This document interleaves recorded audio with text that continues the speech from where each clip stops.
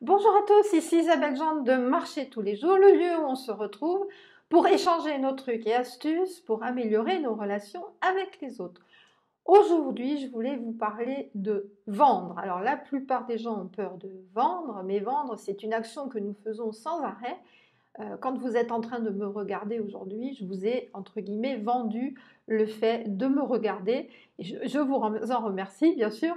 Mais ce que je veux dire, c'est que vendre, eh bien, c'est le fait de faire en sorte que d'autres personnes adhèrent à un service, à un projet, à un produit. Voilà, voilà en gros en quoi consiste le mot vendre, on va dire, dans son deuxième degré.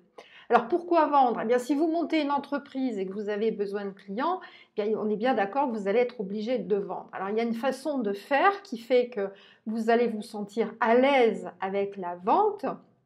Pourquoi certaines personnes n'aiment pas vendre? Eh bien parce que la plupart des gens sont en mode vente agressif.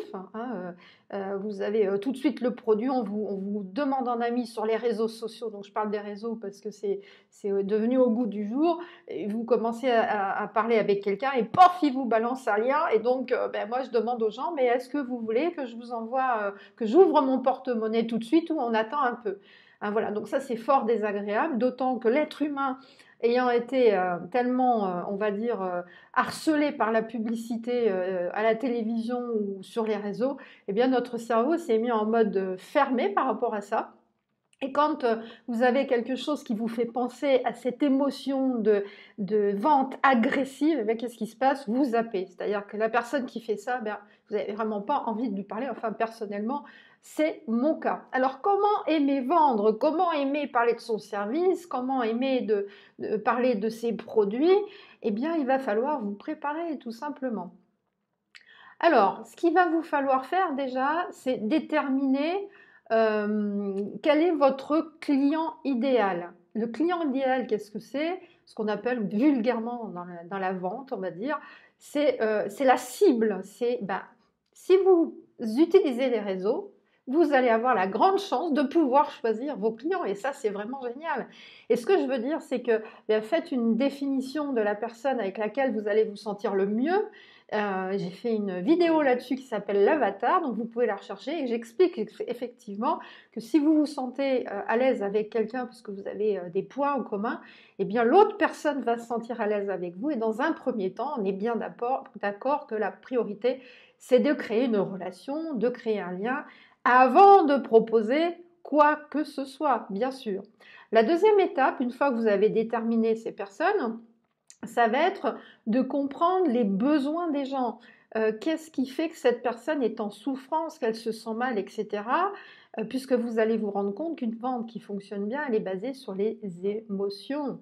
Et donc, par exemple, vous allez voir, vous avez peut-être si vous avez des enfants, votre enfant qui dit, écoute, il faut que tu m'achètes cette paire de tennis là, avec cette marque-là, parce que vraiment, si j'ai pas ça, je me sens exclue du lot, voilà, je fais pas partie de l'équipe des copains, je me sens bête, etc. C'est une émotion. Donc tout fonctionne avec des émotions au niveau de la vente. Donc il y en a d'autres, bien sûr, mais je ne vais pas détailler ça aujourd'hui.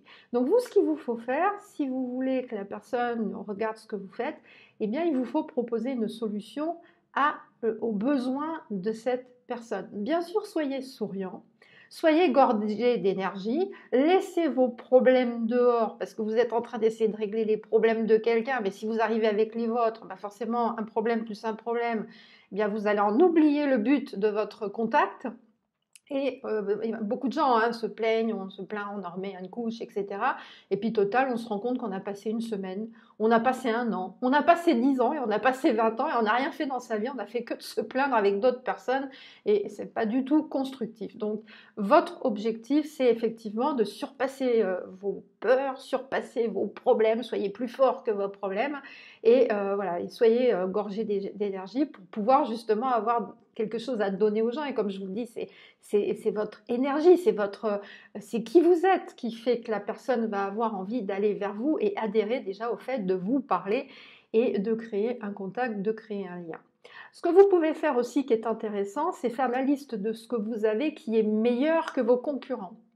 Et ensuite, ce que vous pouvez faire, c'est aussi une liste des excuses que vos clients vont pouvoir trouver. Ah, mais c'est trop cher. Mais oui, mais trop cher par rapport à quoi? Si vous vous êtes préparé avec ces éventuelles questions de vos clients, eh bien, vous aurez un argumentaire en balance.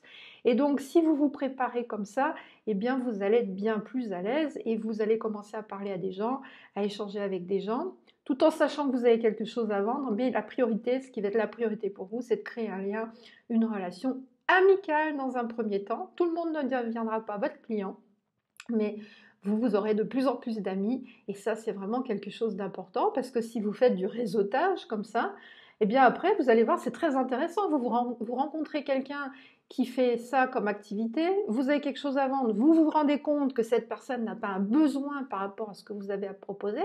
Par contre, vous parlez à quelqu'un d'autre qui a le besoin de ce que propose cette personne, vous pouvez les mettre en contact et bien sûr, si à un moment, ces personnes-là ont besoin ou connaissent quelqu'un qui a besoin de ce que vous faites, eh bien, elles vont vous mettre en contact avec la personne si vous avez été sympa, si vous avez été souriant et si vous avez été respectueux. Voilà ce que je voulais partager avec vous aujourd'hui. J'espère que ça va pouvoir vous apporter des choses. Je vous souhaite une excellente journée et à la prochaine vidéo. Bonne journée. Ciao, ciao.